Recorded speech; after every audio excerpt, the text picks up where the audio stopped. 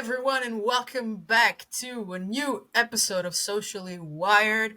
And yes, today we are going to talk about, yet again, technology, brands, and so many has happened in these past weeks. So, Tiago, let's start this. So, Netflix, AI, this is crazy. What's going on?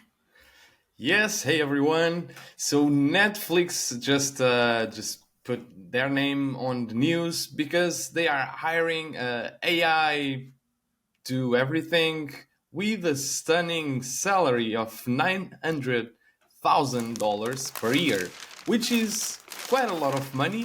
And obviously, some people didn't really like to see it, mostly when this happens at kind of the same time that writers are striking. And so, with these, I think the interesting part is that we're actually seeing one of the biggest, if not the biggest, streaming platform in the world putting a lot of investment in AI. And with this, I'm still very interested to see what we can see here. Obviously, there's some people that are seeing a kind of more evil version where Netflix is investing in tech that can replace both the writing and the acting, voices, editing kind of thing. So they are perhaps trying a model that they can eventually produce some new shows without humans. What do you think about this, Vanessa? This is a crazy, crazy world. We know that these things are bound to happen because technology has the tools to make these things happen. We already know that AI can generate scripts for you, and that generative video AI, can create people for you. So this is pretty much a possibility, and that is scary because these strikes regarding the actors and the screenwriters for the entertainment industry, these are real people with real jobs. And okay, AI might steal your job, but this is crazy. It's like the people are protesting for better, pay and better work conditions and recognition. And it seems like Netflix is protesting the protesters by saying, yeah, you don't want to work, so we'll create a machine that works for you and will reduce costs and still make a buck. This is crazy. For me, this is crazy. I don't know if this is a reality or if these are the real intentions behind Netflix, hiring this manager role. But it's both interesting and scary for me, at least. I don't know. What are your thoughts? Yeah, I think. I mean, right now, I don't think they are looking for someone to absolutely replace, writers and actors and anything, but more like understanding what are the possibilities. I think with that as well, even on what new shows can we make, what new shows should we make, and I think, I mean, I was reading very recently something that by 2027, like I think 70% of what we see online, well, I think even more, like 90% of what we see online, it's built by AI, and I mean it's not that far away. So I think definitely, I mean, I believe that AI it brings a lot of power. Obviously, there's going to be changes in different industries. That's what comes with it. But I think it's an important role. Perhaps the salary. Some people were comparing it to a normal actor, not maybe not Hollywood actor, but like some actors in a U.S. union are getting like $30,000 a year.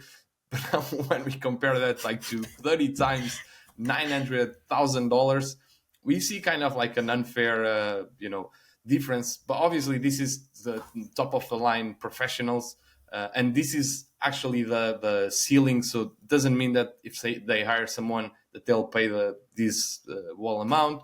It's just the ceiling. But in any case, it's kind of crazy. But I know that you heard something about when this strike happened. There was something happening on the TV in the US. Is that right? Yeah, I guess. Are you talking about South Park? Or are you talking about the Yes. new season of Black Mirror? Because it's kind of a prediction of this. I don't know. I'm a fan of conspiracy theories. You know, not that I believe in all of them, but or any of them. But I like it. I like it. It's entertaining. But yeah, apparently South Park. We all know South Park. It's been here for decades. The cartoon show for adults. Um, they had released an AI episode, like fully written by AI. And I wonder, because I haven't seen this episode yet, I wonder what that looks like. Because, well, you and I, we both know what NA, ChatGPT, or other generative or text generative tools, AI tools do. I wonder how this works. I wonder if it's just a random episode with random dialogues, and that could still be South Park because we know how it works. But what does that sound like? What does that look like? What is an AI generated episode? And I think they only did the script, the screenwriting for that, but surely they could also do the cartoons as well with all AI. So what the fuck Yeah, is happening? we've been seeing quite a lot of progress in different different kinds of areas within the creativity and animation. It's one of them that I believe that could be done by AI if needed. So I was not sure what parts were written or were done by AI. Perhaps if it's just a screenplay, like that kind of covers at least the other part. We know that it will be familiar. But in any case, I think it's a sign of the times that we're living in, and making an episode with AI, perhaps even talking about AI. That's part of what we want to know. So like I mean, I would like to know what Cartman wants to say about AI and how now he's saying words that were created by AI. I'm pretty sure it's an interesting episode. It's just that these happened to be aired when there was a strike happening at the same time. And what I heard from the critics was that the episode was actually good. So that means that it's actually kind of like the headlines were like really bad timing to air like a decent AI generated episode when everyone is on strike. So that's kind of unfortunate for the humans, but I think that's just what it is. Yeah, machines one, humans zero. It. I don't know what's the episode about, but if it's for parody purposes, like a normal South Park episode, then okay. But if it's, something related to the strike and to prove the people that are striking that this can be done without them, that is purely evil, man. That's just something you don't do. Like, where does your conscience go? I don't know. I don't know. I definitely need to check out this episode. I haven't seen South Park in a few years, but I'm super curious right now. But um, and regarding these new happenings in the AI world and generative stuff in text, well, there is something called fraud GPT, and yeah, the name says everything. Fraud. So yeah, what are we talking about here? So for all the evil people out there that were playing with ChatGPT and were not getting the answers that you wanted, look no more. Now you got Fraud GPT for only $200 a month. And you can ask it whatever you want. Imagine no limits, no boundaries. That's Fraud GPT. Sign up now. No, this could be like a commercial. Actually, it could be also written by FraudGPT, but essentially it's a different version that uses the GPT large language model, but without the restrictions that both OpenAI and Google with Bard will get that to us in a second. They both were putting, were restraining the system to not answer things that should not be answered. And what this bot, what FraudGPT allows, is to actually ask anything. Obviously, the biggest use case is to automate scams and phishing emails to make them more realistic. We are all tired to get an email from the Prince of Nigeria. I don't think that we fall in that trap anymore. But actually, with GPT, we can actually get, or that's the objective of these kind of tools, to make more credible phishing emails and communications, which, obviously at the same pace that people are trying to create something for good, there's always people trying to do things for bad. And this essentially, it's also linked with like a Telegram kind of chat, where you can, I imagine, that not only subscribe to these, but also like get to communicate with a community with the same intentions than you, which I think that's just kind of like crazy. What's your thoughts on Yeah. that? Well, restrictions exist for a reason, because our human brains are very creative and we go places. Sometimes we go very dark places.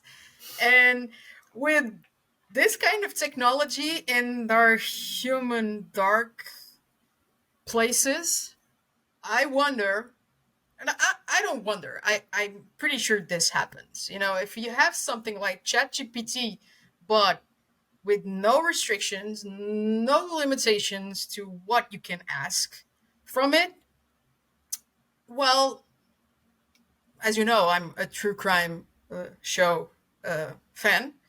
My first thoughts were, okay, this is for scams and stuff like that, but you can ask it anything. So if my human brain suddenly turns psychopath serial killer, but I'm a noob, so I have no idea what to do, but I have this urge to kill. I hope YouTube does not cancel this episode because we are talking about things that, not cool. But I wonder if this fraud GPT or something like it, because there must be so much more tools like these. If I could ask it, I'm a serial killer noob. How can I murder someone very clean, murdering, and not be caught? Or how can I dispose of a body without being caught? I don't know. These are gruesome questions, but I do have them. So, and people are actually paying for this. It's a 200 a month, $200 a month for this, right? So Yeah. people are actually paying. People will pay to learn how to be crooks and killers, and yeah, I don't know. This is this is crazy. This is crazy. I'm being too. I feel this episode is my conservative side is popping. I'm speechless. I mean, in a way, I think, some of the. I mean, firstly, like a large language model gets information from other places, so like that information must exist somewhere, which I believe there are places, dark places, where it exists. And in the internet is actually the dark web, where I guess we can find anything that we are looking for, kind of thing that usually we wouldn't get on. And I think, we were briefly going through that on the dark web, and my small experience was just like kind of like understanding what's the dark web and how can I access it. So like there's this browser called Tor that you're anonymous. Like that's all I know. Then I don't know what else you can do, like what else you can access. But like I believe that if you want to ask any of those questions that you asked before, you can already do it on the dark web. It's just that you won't get the answers that you know, like imagine that, you know, I mean, whatever, like I don't know, like you could be more specific. We all know what ChatGPT can, or how can ChatGPT fit our questions and like guide us a bit better. So in this case, I think that's kind of like getting that information perhaps on the dark web and transforming it to our needs, which kind of, yeah, it's a bit kind of scary. Did you ever It's been on the dark web? no, and I don't want to. I'm super curious, but I'm scared of what the dark web might be like. You know, I'm scared I might get a DST or I don't know via USB or any other peripheral. I know Jesus won't allow it, so I won't do it.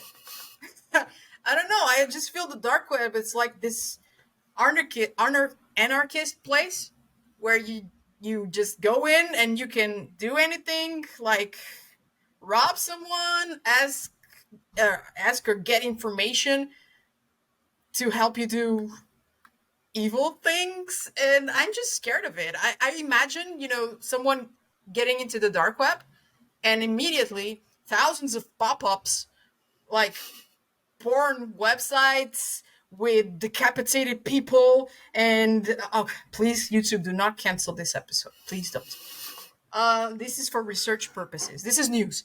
I imagine like all those crazy shit, people killing other people and scams and porn, and I don't know.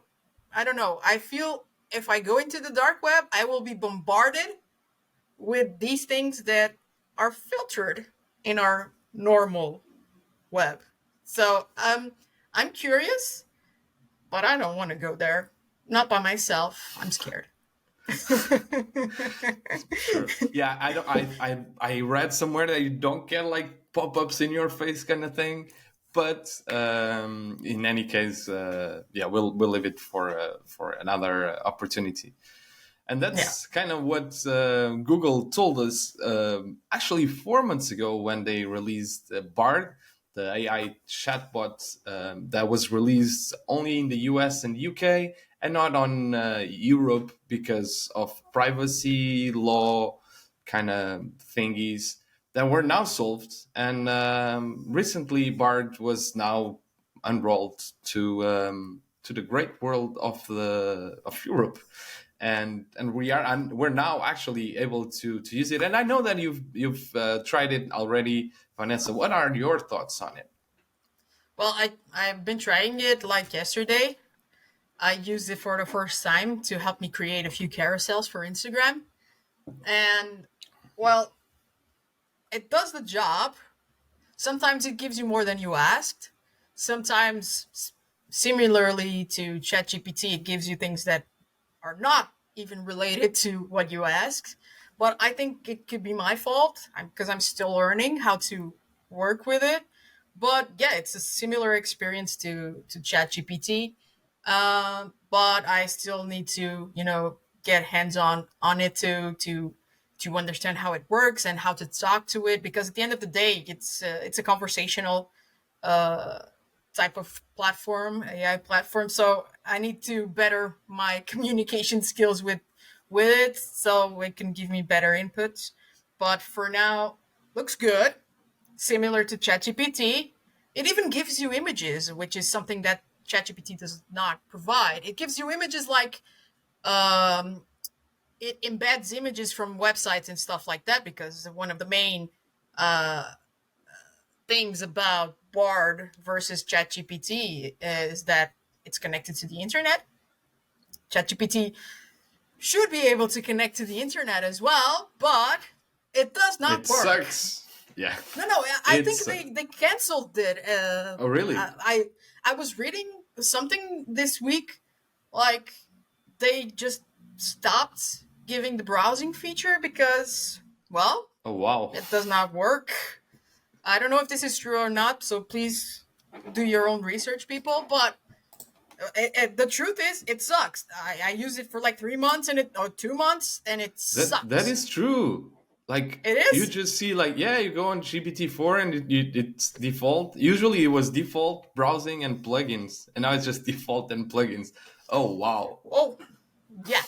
So here is my answer to why it sucked.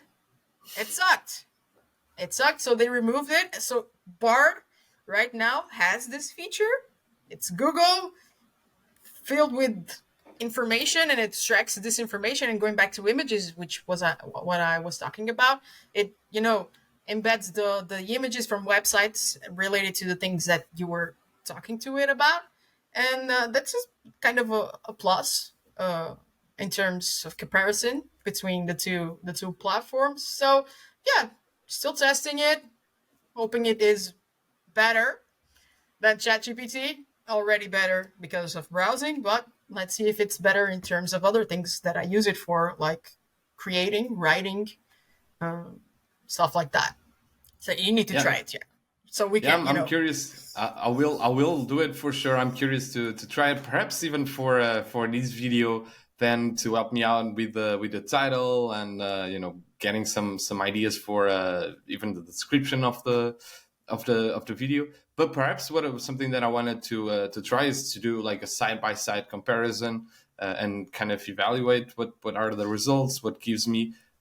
So for a while, maybe I'm gonna do that. I actually followed your advice. I think I got the subscription paid like a few days ago, and then I was like, yeah, actually, like, do I actually need to pay the $20 per month or $24 with VAT for to get like ChatGPT while I actually don't take advantage of the GPT-4 exactly because of that. So I'm gonna I still have my subscription going on, but perhaps I'm gonna compare it with Bard and then kind of understand the verdict.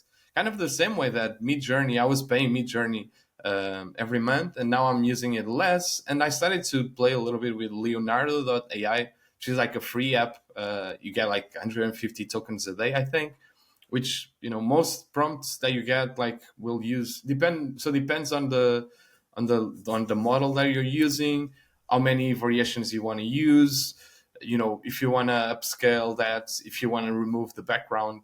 But some of my latest thumbnails, actually I used it just to give you like more of a virtual image to our faces, even to our thumbnails, and it actually gives it's kind of easier to play with that compared to Midjourney, where you just have kind of one model, or then you need to kind of code not code it, but like the prompt it like with specifically features, so you need to know it better. With Leonardo, you kind of have like more visual layout interface, so it's kind of easier to play a little bit with that. But then if you have an image like a photo of a person, then to make sure what you get is actually that same person, you need to fine tune it like with like how much of it is like real representation or not. Then it's like fine tuning, but it's actually very good tool. You can play with it, be creative, and the 150 tokens per day was more than enough for all my needs. So I highly recommend that. So I think back a few months ago, like there were no other options. Like there were like new tools, they were great, but they were the only ones. So like we needed to pay for it, and now luckily for everyone, there's more tools. So like some of them are free, and I think it makes the market more competitive, and in the end, great for all of us that use it. yeah, yeah. I never tried Leonardo. I've heard about it, but I didn't know it was because most of the free tools are a little sketchy and not as good as Midjourney. Although I do find Midjourney a little complex, with prompts and stuff like that. But yeah, now I'm curious. Now that you mentioned it, I'm super curious to try Leonardo because I haven't been using that much of image generation AI tools.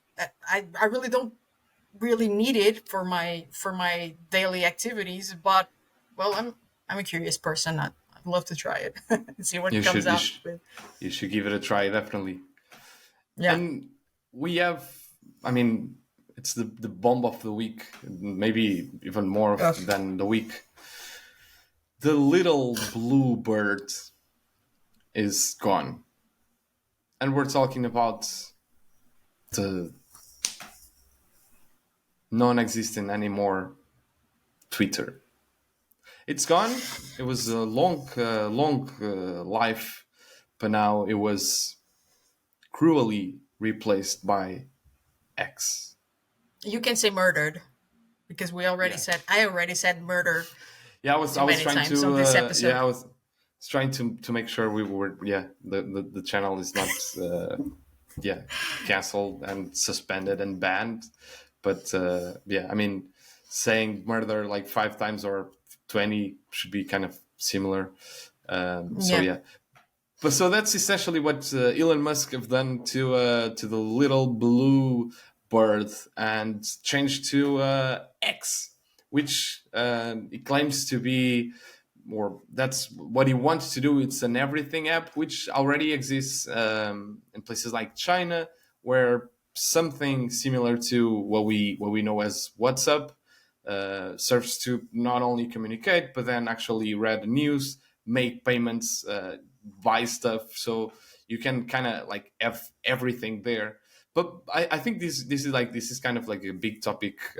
So first, let's break it down. I know that you are an avid user of Twitter. Oh, sorry, X. So what are your thoughts Don't do that. on that? First of all, I'm really sad because I thought we already heard rumors about it. We've been hearing rumors for a few months now since Elon bought Twitter.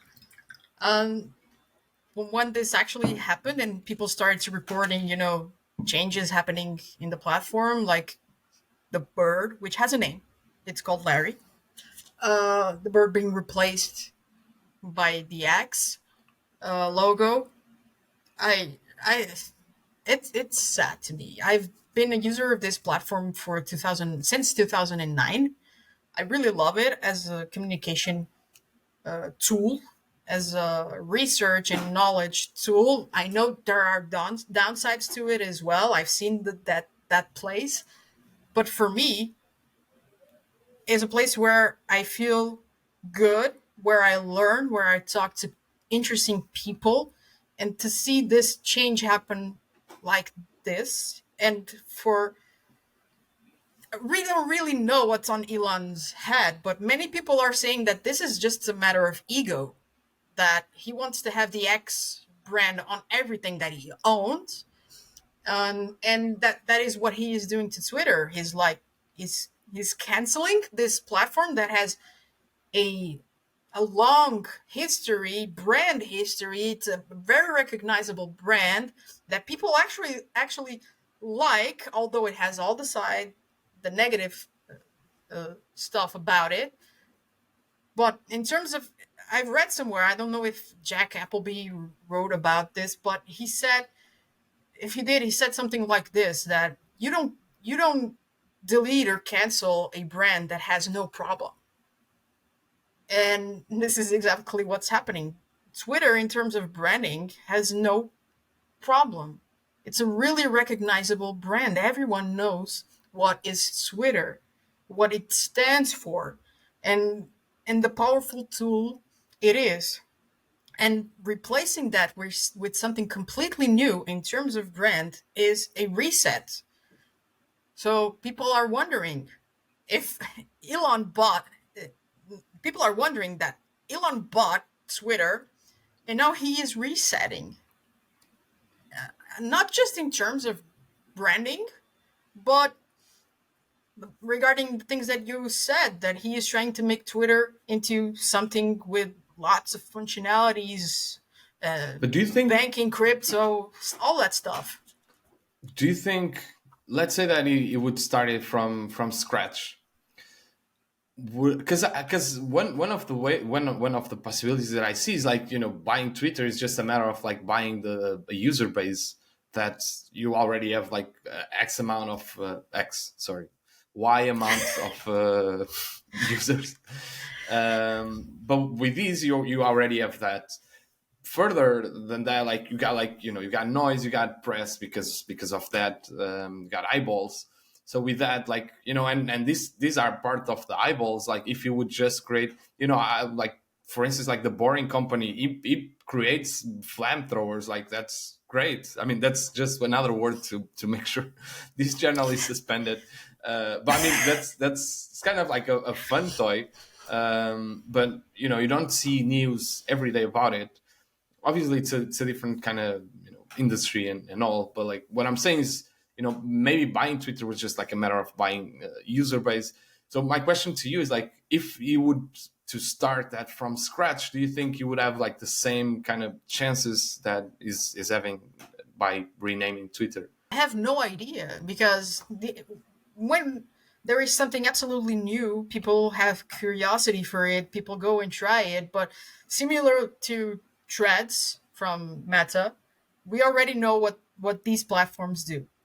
The plus of buying Twitter was the brand because it already had this history, you know, and not just history in terms of how long it's been up, but history in terms of connection to it, the brand, the bird, the symbol, you know? So I think that was the advantage of buying Twitter. Now, what's the advantage? And especially with the competition being what it is right now. Threads is competition. Whether you like it or not, it is. Meta created a platform that is a direct competitor to Twitter, X, whatever.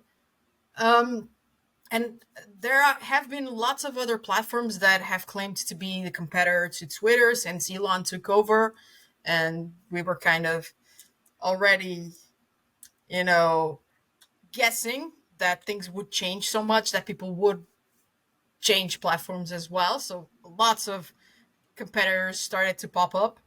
Uh, but the real competitor right now, it's Threads because of everything. It's a meta platform and all this. But getting back into the topic, the advantage was the brand. And now that is starting from scratch. Again, no more Twitter. There's a new app. It's called X. Twitter is kind of dead. So what comes up after this? I have no idea. I don't even know if I'll be on the platform next week because I don't know if I'll like the platform as much as I like it now. So again, let's wait and see what comes up, and with curiosity and a little patience because things are about to change for something good, Yeah, some bad. I don't know.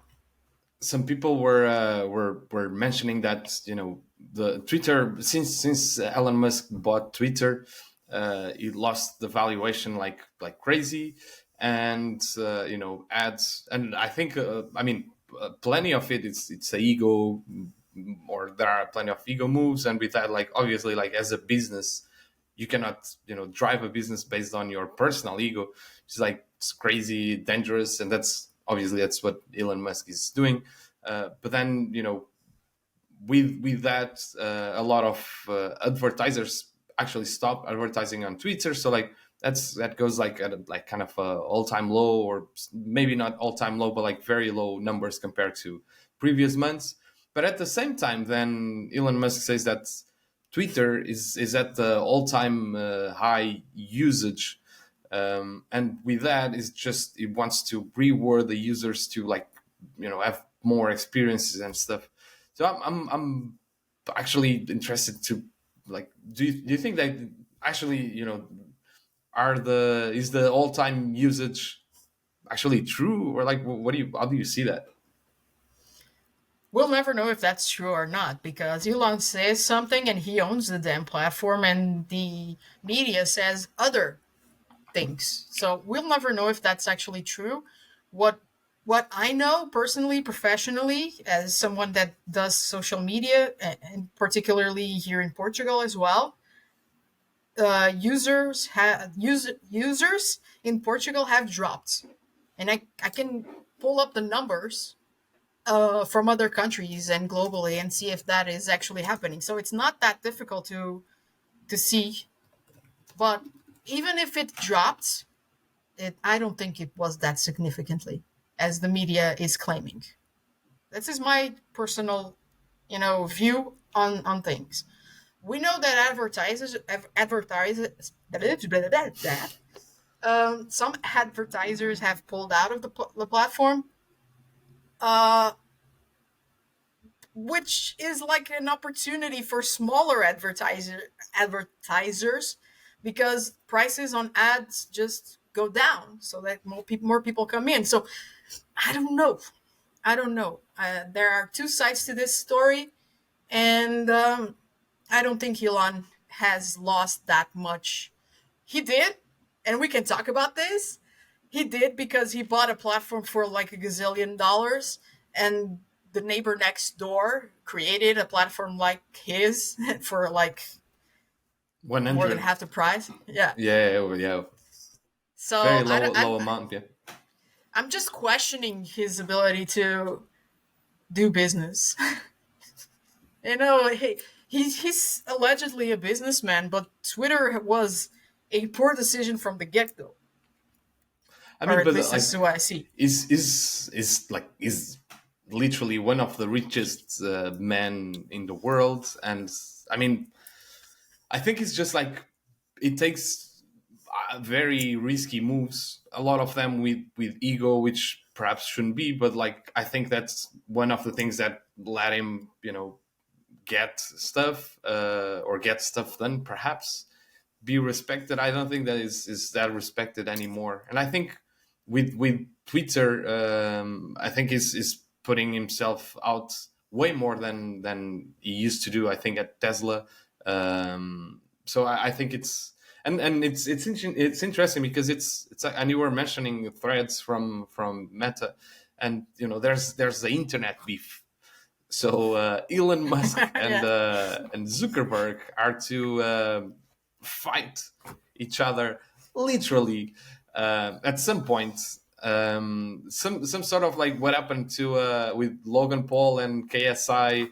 That it was like two legends that that fight was like super famous and kind of viral and those things. And now actually they are they have a business together.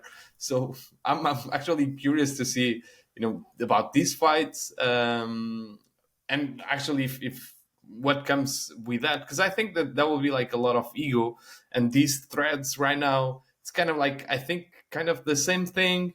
And Zuckerberg out of the ring is also, or it's at least winning with way less investments and a platform that's kind of similar to to what Twitter is. I have one question for you. I mean, actually, I have a couple questions for you. So one of them is like, would you? It could be X or not. Would you like to have everything app? Here in Europe or in Portugal. I don't know. That's what marketing does because we had no idea we needed these things till we tried them. So I'm just waiting to see what what comes from this everything app. I know that right now I'm really nostalgic and sad to see Twitter as we know it go. But this is, the internet and technology and social, and everything changes like in a minute. And I'm just, I just want to see what happens. And maybe next year I'll be telling you that, yeah, great thing. It solved a lot of problems for me in my life. Or I'll say, what a waste of money and time and the killing of an icon, you know, in the internet. When I say icon, I don't say just the logo. I say icon as that little bird. It Not was a that little symbol. bird, Larry. There's a Larry. name. There's a name. There's a name for the bird. So I have no idea if I need an everything app. Maybe you're more qualified to answer this question. Do you need an everything app, Tiago? Well, thanks. That's a great question. I think not that I thought too much about it. I think I'd rather not. in the way that, and I think it's challenging to have a everything app like it exists in China, where people are way more constrained to certain rules, and their access to actual information in the internet is limited. So I think it wouldn't work as easily, in Europe. And one of the things that I believe is like, as mentioned before, the fact that you have like different people doing different stuffs is good in general, because you'll end up with better features, better prices, better competition is good for the final user. So I think having an everyday app would perhaps take a little bit out of that, and I don't think it's realistic. Now you start seeing more and more, like Shopify, for instance, or like buying online. It's much easier than it was before. For instance, with Apple Pay, and you go on Shopify, and you're on your phone, or perhaps you're on your smartwatch, and you can buy something on Shopify through, like, I want to pay with the Apple Pay, and then you don't even need to add your address. It's like one click buy, and you got it. So we start seeing a little bit on Instagram, for instance, like with products. Not it's not recent, and I think it didn't work very well, but like the feature is there, that you see a product and perhaps you can one by click. TikTok was exploring that as well. I think not in Europe, but in some other countries. So I think that's something that it's possible to see that integration in more places. I highly doubt that there will be one place to have it all. But I mean, we see Amazon, with entertainment. I don't know, like you can see like these stuffs like being in multiple places, being hybrids, but I really doubt that there will be an everyday app anytime soon, and I don't think that X will be that. Well, And let's see. the other question that I have for you is, on the fighting ring, who do you think will win? I'm more Elon Musk excited. or Yeah, Mark go ahead. Zuckerberg? I'm more excited about the location of this fight than for the fight itself, because it allegedly is supposed to take place in the Colosseum in Rome. I don't know if you heard Oh about yeah, this. yeah, yeah, yeah. That's true. Yeah, yeah. So only rich people get to do that stuff. I think the mayor of Rome said, "Yeah, yeah, sure, you can use the Colosseum," because they just threw it out on the internet and said, "Yeah, we want to do it in the Colosseum." But then the mayor came and said, "Yeah, sure." So only rich and influential people get to do this stuff, and I'm more excited to see that happening in the Colosseum, like where lots of fighting took place back in the Roman days, the Roman Empire days, than to see, two rich kids competing for their egos. So I want them both to lose and to break each other's jaws. I want them both to lose. That's how I feel about it. That's just rich, spoiled kids doing whatever they want because they have money, and that's just stupid. just those are my thoughts. I hope they both lose. I hope they both get eaten. Okay, again, YouTube, sorry, please do not cancel this channel. I hope they both end up being eaten by some kind of a leopard, remaining from the old days of the Roman Empire, that comes into the ring and just rips them apart. Please do not cancel this chat. This is just comedy, okay? I'm just kidding. That's not going to happen, but it will be fun. Yeah, I'm excited to see it. Indeed, it's been like centuries that the Colosseum was not used, and I think it's one of those internet magic moments. I think certainly people started tagging the Colosseum, or like Rome or whatever, and they actually offered, like, yeah, sure, come and do it here. So I'm Yeah. very curious. I think it'll be a one of those. iconic internet moments that I want to I want to see it. I want to watch the streaming. It would be I don't know interesting to. when it's going to take place. Do you know, or is it just I in the don't air? know further information, but I Yeah. find it interesting that they are fighting, inside and outside the, I think Elon Musk was like just making like really childish like jokes, like so.